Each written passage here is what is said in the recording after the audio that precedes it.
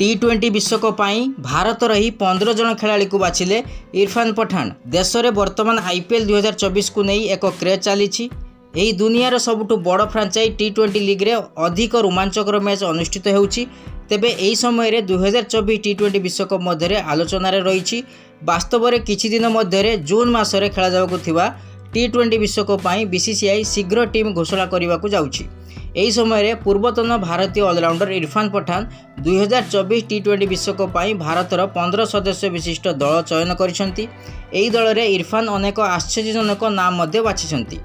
टी20 विश्वकप पाई इरफान एक शक्तिशाली दल चयन करिसेंती। से गोटे शर्त रे एही दल रे हार्दिक पांड्या को स्थान देइछंती। इरफान कहिसेंती जे जदि हार्दिक क्रमागत भाव में बॉलिंग करती तेबे तांकु टी20 विश्वकप दल रे स्थान देवा उचित। एहार अर्थ इरफान जड़े बैट्समैन भाव में हार्दिक खेलिबा सपक्ष रे नाहंती। इरफान विराट कोहली को मध्य तांको दल रे स्थान देइछंती। एहा व्यतीत से आईपीएल 2024 रे बड़ बड़ छक्का मारुथुबा शिवम दुबे को मध्य निज दल रे शामिल करिसेंती। द्रुत बॉलिंग रे इरफान जसप्रीत बुमराह, अर्शदीप सिंह और मोहम्मद सिराज को ऊपर भरोसा रखिछंती।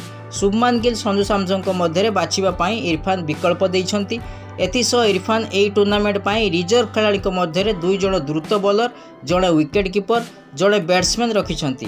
तेबे से एथिपाई कहार नाम नहीं नाहंती। इरफान पठान को 2024 टी20 विश्वकप पाई 15 सदस्य विशिष्ट भारतीय दल रोहित शर्मा अधिनायक, यशस्वी जायसवाल, विराट कोहली, सूर्यकुमार यादव, ऋषभ पंत विकेट कीपर, शिवम दुबे, हार्दिक पांड्या जदि बॉलिंग करती, रिंकू सिंह, रविंद्र जडेजा, कुलदीप यादव, जसप्रीत बुमराह, अर्शदीप सिंह, मोहम्मद सिराज, शुभमान गिल, संजू सैमसन मध्य जड़े, रवि बिश्नोई और युजवेंद्र चहल मध्य जड़े।